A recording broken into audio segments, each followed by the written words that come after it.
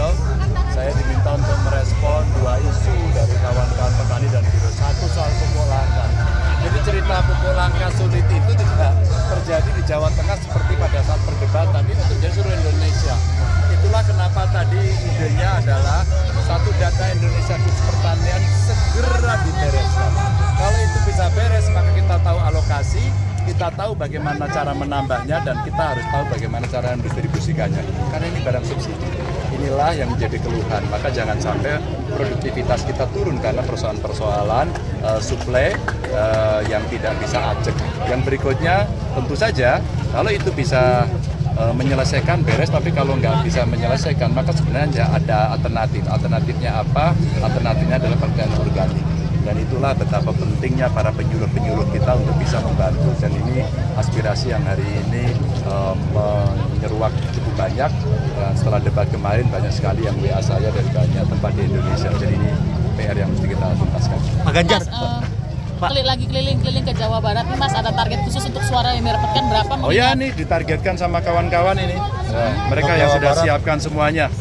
Ya, 40%. Ya, jadi kita realistis ya dalam posisi-posisi yang ada. Kita tidak mau jumawa, makanya kita mencoba bertemu langsung dengan masyarakat dan kawan-kawan ini yang membantu saya memberikan informasi terkait dengan aspirasi rakyat. Dengan adanya jubirnya Pak Prabowo, Pak RK di dalam Jawa Barat ini bagaimana melihatnya? Oh, tidak apa-apa. Dan kita sudah terbiasa sendiri. Kan ada oneng dan ono. Pak, terkait dengan petani, Pak. Ada oneng, ada ono. Gitu ya. Pak, terkait dengan petani, Pak, embung Sri Bumbung di Jawa Tengah itu nanti kemudian dinasionalkan atau? Kenapa? Yang Sri Bumbung di Jawa Tengah. Oh ya, saya kira tadi juga ada aspirasi dari masyarakat soal suplai air untuk pertanian. Saya kira semakin banyak sumber air yang bisa dimanfaatkan buat embung, memperbaiki saluran irigasi, termasuk modernisasi dalam irigasi ini yang penting dilakukan untuk masyarakat. Contohnya sudah banyak kok, hasil riset-riset para peneliti juga banyak.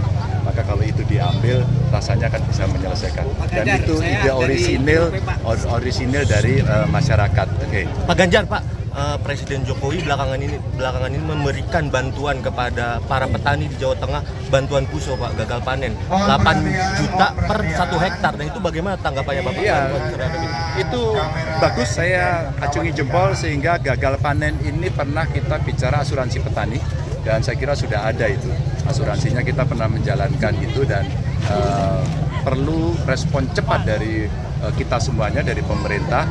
Ketika kemudian gagal panen, maka segera turun agar petani tidak mendapatkan penderitaan yang berkepanjangan. Respon ini respon bagus, saya salut. Ya. Mas soal ya, dari KPK, negara. Soal KPK yang mengajak para capres untuk memaparkan soal visi misi dan pemberantasan korupsi seperti apa? Oh iya, kalau kita jelas 10 tahun Mas, saya jadi gubernur, mboten korupsi, mboten ngapusi.